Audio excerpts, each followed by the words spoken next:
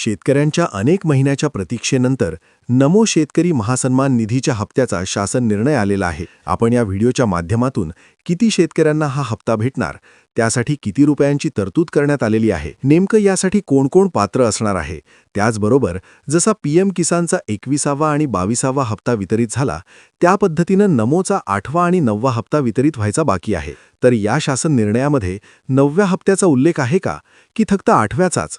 तुमच्या मनातील सर्व प्रश्नांची उत्तरे आपण आजच्या व्हिडिओच्या माध्यमातून पाहूया. मी अजित पालव. कृषी, पशुसंवर्धन, दुग्ध व्यवसाय विकास व मत्स्य व्यवसाय विभागाचा हा शासन निर्णय आहे. या GR-मध्ये सुरुवातीलाच असा उल्लेख आहे की पीएमच्या धर्तीवर नमो शेतकरी महासन्मान निधीचे वर्षाला 6,000 खात्यात टाकणारी योजना राबवण्यास मंजुरी देण्यात येत आहे. त्याची प्रस्तावनेमध्ये आहे पीएमचा नोव्हेंबरचा 21वा हप्ता जमा झाला आहे. म्हणजेच पीएम किसान सन्मान निधीचा नोव्हेंबर 2025मध्ये 21वा हप्ता जमा झालेला आहे. आणि त्याच अनुषंगाने नमो शेतकरी महासन्मान निधीच्या 8व्या हप्त्यासाठी मागणीचा प्रस्ताव प्राप्त झाला होता.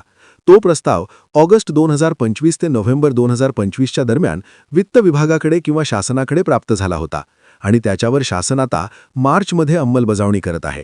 किती मूर्खपणा आहे ते लक्षात घ्या. शासन निर्णयामध्ये 1774 कोटी रुपयांच्या निधी वितरणास मान्यता देण्यात येत आहे. एकूण शेतकरी 90,42,000 इतके आहेत आणि लवकरच म्हणजे आता शासन निर्णय झालाय.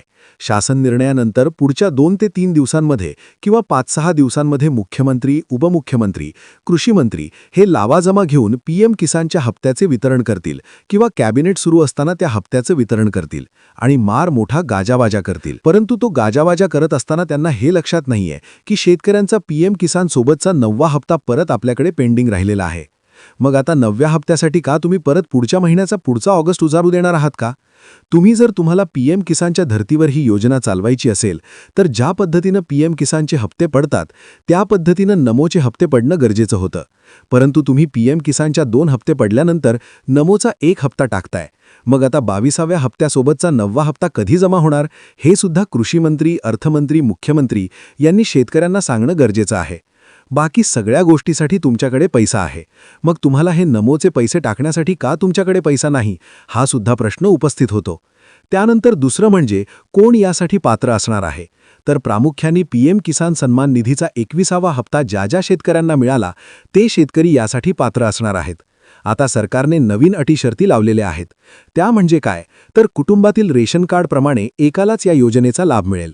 त्याचबरोबर त्याच्यामध्ये जर ती शेती पुरुष आणि महिला दोघांच्या नावाने शेती असेल तर त्याच्यामध्ये महिलेला प्राधान्य दिलं जाईल. आणि त्यामध्ये सुद्धा महिलेला लाडकी बहिणीचा हप्ता मिळत असला तर ते कट करून वरचेच पैसे खात्यामध्ये येतात. अशा पद्धतीचा दुजाभाव हे सरकार शेतकऱ्यांच्या सोबत वारंवार करत आहे आणि शेतकऱ्यांच्या बाबतीमध्ये दिरंगाई करत आहे. ज्या पद्धतीनं केंद्र सरकार पीएम किसानचे हप्ते टाकत आहे तोच न्याय महाराष्ट्रातील नमो शेतकरीच्या माध्यमातून शेतकऱ्यांना सरकारने देणं गरजेचं असताना हे सरकार जी दिरंगाई करतंय, जी शेतकऱ्यांची हेळसांड करतंय, हे योग्य नाही. यामुळे शेतकऱ्यांच्या मनामध्ये सरकारविषयी रोष निर्माण होतोय.